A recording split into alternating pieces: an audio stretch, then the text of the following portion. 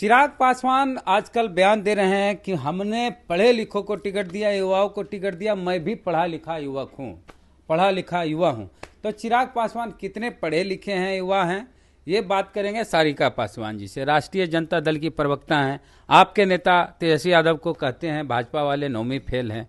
तो चिराग पासवान की पढ़ाई लिखाई पे आज चर्चा हो जाए। क्या आप पढ़ाई किए हैं चिराग पासवान? उनके पिताजी लंबे समय तक मंत्री रहे, हर सरकार में केंद्र में मंत्री रहे, तो बड़े बड़े इंस्टीट्यूट में पढ़े होंगे, विदेश विदेश में भी पढ़े होंगे। ऐसा लोग सोचते हैं कि चिराग जी पीएचडी वगैरह किए हुए हैं, विदेश से ऑक्सफोर्ड पता नहीं कहाँ कहाँ से उनके समर्थक बोलते हैं। तो चिराग पासवान कितना पढ़े हैं, कहाँ पढ़े हैं, सारी जानकारी सारिका जी से आज लेते हैं। नहीं, देखिए, आपने प्रश्न किया कि हमारे नेता पे लगातार भारतीय जनता पार्टी की तरफ से ये प्रश्न होता है कि उनकी शैक्षणिक योग्यता क्या है, और आपने चिराग जी की शैक्षणिक योग्यता के बारे में पूछा और वो ये दावा कर रहे हैं कि उन्होंने पढ़े लिखे लोगों को टिकट दिया है। हालांकि उनकी पार्टी में मुझे नहीं लगता है कि इन 2-3 लोगों को जिन्होंने टिकट दिया, इसके अलावा उनकी पार्टी में लगता है कोई पढ़े लिखे थे ही नहीं। जो झंडा उठा रहे थे लोक जनशक्ति पार्टी का इनके पिताजी के समय से, और इनके साथ भी जो लोग खड़े हैं, उनको ये पढ़े लिखे लोगों में गिनती नहीं गिनते। और मैं चिराग पासवान जी के, देखिए, जब वो हलफनामा उन्होंने दायर किया था, ये सार्वजनिक है। हाँ, जमुई बोला। मुझे तो भाई मिलेगा नहीं, मुझे तो चिराग जी ने दिया नहीं है, लेकिन ये जब हलफनामा उन्होंने दायर किया तो उसमें साफ साफ ये लिखा है इसमें कि 10वीं उन्होंने पास किया एयरफोर्स गोल्डन जुबली इंस्टीट्यूट, केंद्रीय माध्यमिक शिक्षा बोर्ड, नई दिल्ली से, और ये साल है 1998, यानी कि 1998 में 10th पास किए चिराग जी। जी बिल्कुल। और इन्होंने 12वीं जो पास किया, इन्होंने ओपन स्कूलिंग से इन्होंने पास किया, नई दिल्ली के ही 2003 में। तो आप समझ लीजिए 98 से लेके 2003 में इन्होंने, 98 में तो इन्होंने 10th पास किया, और 2003 में इन्होंने इंटरमीडिएट पास किया। 5 साल लगा। जी बिल्कुल, 5 साल। जबकि मुझे नहीं लगता +2 2 साल का होता है। 93 में मैंने 10th दिया था और 95 में मैंने +2 किया था। 2 ही साल में +2 कर लिया। हाँ, तो 2 साल का कोर्स ही होता है भाई +2 का। आपने भी ऐसे ही किया होगा। अगर आपने +2 किया है तो आपने भी 2 साल का ही किया होगा। 5 साल का तो मुझे नहीं पता है कि आज भी मुझे नहीं लगता है कि कहीं भी 5 साल का +2 का कोर्स होता है। 2 ही साल का +2 का कोर्स होता है। लेकिन चिराग जी का ये था। हाँ। चिराग जी 5 सालों में इन्होंने +2 पास किया था। अभी ओपन में क्यों करना पड़ा? भाई, इतने बड़े नेता के बेटे और इतने मतलब सभी तरीके से परिपूर्ण पढ़े लिखे जो आज ये दावा कर रहे हैं कि मैंने पढ़े लिखों को टिकट दिया, तो आपकी तो पढ़ाई लिखाई मुझे यहीं पे डाउटफुल लग रही है। जब आप 5 साल में आप 12वीं की परीक्षा पास कर रहे हैं और आप पढ़े लिखे लोगों को टिकट देने का दावा कर रहे हैं, अगर उन्होंने ऐसे शब्द का इस्तेमाल किया, इसलिए मैं बोल भी रही हूँ, तो नहीं बोलती मैं। 5 साल के 10 साल में भी पास कर सकते हैं आप। मान लीजिए 1 साल फेल किए, 2 साल फेल किए, तीसरी साल में प्रयास, कहते हैं ना, try try try again until you succeed. कई बार होता है ना, गाँव के दलित होते हैं ना, तो परीक्षा फीस भरने का पैसा नहीं होता है, छात्रवृत्ति नहीं मिल पाती। कह रहे हैं ना कि आप तो परिपूर्ण व्यक्ति थे ना भाई। आपके पिताजी कई बार केंद्र में मंत्री, विधायक, और इसके बावजूद भी अगर चिराग पासवान जी को 12वीं की परीक्षा पास करने के लिए 5 साल लग गए। इतना ही नहीं, मजेदार बात और मैं एक बताऊं जो इनके हलफनामे में मुझे दिख रहा है कि बीटेक इन्होंने किया कंप्यूटर इंजीनियरिंग, ये बुंदेलखंड यूनिवर्सिटी है, आईआईटी और बीआईटी से ये नहीं गए थे, ठीक है, ये बुंदेलखंड यूनिवर्सिटी में, झांसी में। और समझ ही सकते हैं कि किस तरीके से उन्होंने परीक्षा एडमिशन ली होगी। और वो भी देखिए, फर्स्ट सेमेस्टर, सेकंड सेमेस्टर 2005, यानी 6-6 महीने का जो सेमेस्टर होता है, 1 साल में ही वो कॉलेज से निकल गए, नहीं पढ़े। एक चीज और गौर फरमाने वाली बात है जी। और 2005 में इन्होंने अपने बीटेक की फर्स्ट सेमेस्टर और सेकंड सेमेस्टर ये पास किया, यानी 1 साल की पढ़ाई इन्होंने बीटेक में की और उसके बाद इन्होंने छोड़ दी। वहां भी दिखा रहा है बहुत, 1 साल का तकरीबन यहाँ भी अंतर दिखा रहा है। तो ये एक पढ़े लिखे चिराग पासवान जी की पूरी डेटा है जो आपके सामने है, सबके समक्ष है।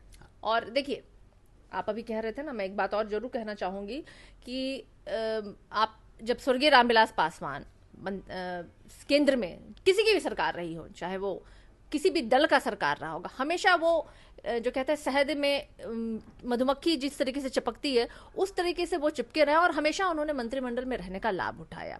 मैं तो अपने पासवान भाइयों से, पढ़े लिखे जो हमारे दुसाध समाज से आने वाले लोग हैं, पासवान भाई, उन लोगों से कहूंगी, आपके हाथ में फोन है, आप लोग गूगल करें, निकाले और आप लोग गूगल करें कि स्वर्गीय रामविलास पासवान अपने शासनकाल में कितने पासवानों को, कितने दुसाधों को वो केंद्र में मंत्री बनाए या जाने का उन्होंने मौका दिया, और कितना चिराग पासवान जी ने मौका दिया।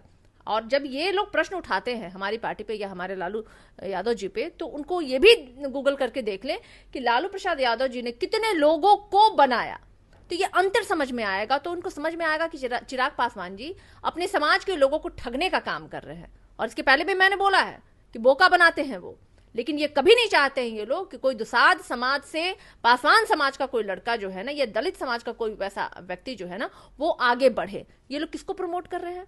चौधरी जी की बेटी को प्रमोट कर रहे हैं, अपने जीजा को प्रमोट कर रहे हैं। अरे कभी तो इसकी हट के सोचो चिराग जी, कभी तो सोचो कि आपके पार्टी के अंदर भी कई दलित चिराग बोले कि हमने जिनको टिकट दिया है अच्छा बोलते हैं, पढ़े लिखे हैं। भाई तो आपकी तो एजुकेशनल क्वालिफिकेशन मैंने सामने रख दी और आपके पार्टी में कोई नहीं है, यानी उनके पार्टी में जितने लोग झंडा धो रहे हैं सबके सब मतलब गुड़गोबर है, यही कहना चाह रहे हैं।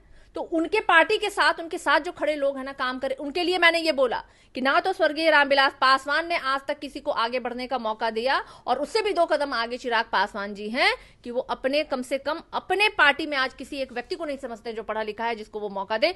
वो समझते हैं कि उनके पार्टी में रह हर एक व्यक्ति जो है ना अपने शैक्षणिक योग्यता में भी कम है और बोलने में भी कम है। तो ये तो दिखा रहा है ना सारी चीजें।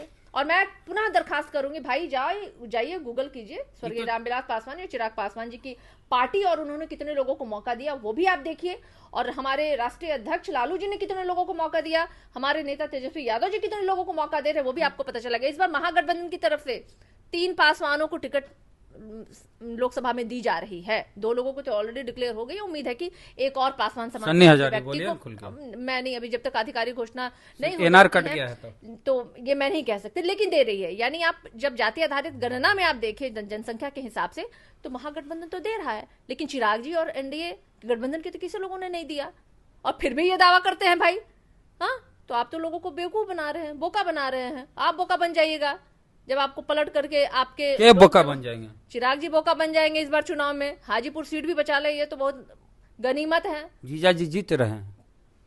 अब ना जीजा जी जीतेंगे ना साला जीतेगा। साला और जीजा दोनों का जो कहते हैं ना, लुटिया इस बार डूबने वाली है। आप चुनाव आयोग के वेबसाइट पे जाके देख सकते हैं, इनका डॉक्यूमेंट होगा जो ये हलफनामा जमा किए हैं।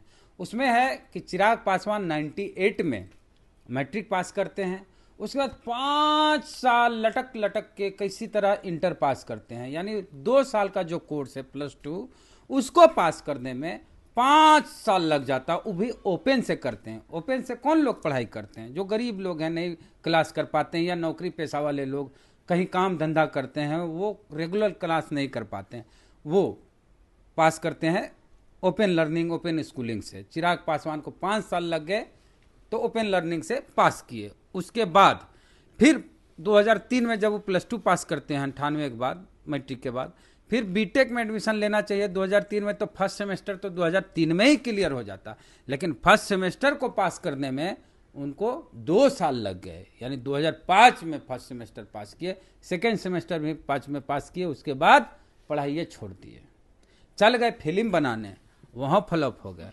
अब फ्लॉप होने के बाद फिर आ गए पॉलिटिक्स में, जहाँ वे सुपर हिट हो गए। इस पे क्या कहिएगा? तो पहले तो उन्हीं को टिकट उनका अपना काट देना चाहिए, क्योंकि वही दिखाई दे रहा है कि पढ़े लिखे नहीं है। तो जब पढ़े लिखे आधार पे वो लोगों को टिकट दे रहे हैं, तो भाई तो राम राम कहती हूँ मैं इनको कि हद ही है भाई, इतना मतलब झूठ और मकारियत की भी हद होती है। चिराग जी के लिए मैं कह रही हूँ, उनको जय भीम बोलिए। नहीं, जय भीम मैं तो बोलूंगी, लेकिन उनसे बुलवाइए जय भीम। कभी उनको देखा है अपने आरक्षण पे बात करते हुए? महिला आरक्षण पे बोले हैं, आरक्षण पे बोले हैं कि संपन्न दलितों को आरक्षण का लाभ नहीं लेना चाहिए, गैस सिलेंडर की तरह आरक्षण छोड़ देना चाहिए। तो वो कौन सी भिखारी है का? के वही चिराग जी भिखारी हैं क्या? उनसे ज्यादा संपन्न कोई है क्या पास धरती पर? उनके घर में 5 सांसद हुए भाई, तो वही तो कर, उनसे ज्यादा संपन्न कोई है तो क्यों ये किसी दलित का एक सीट हकमारी कर रहे हैं?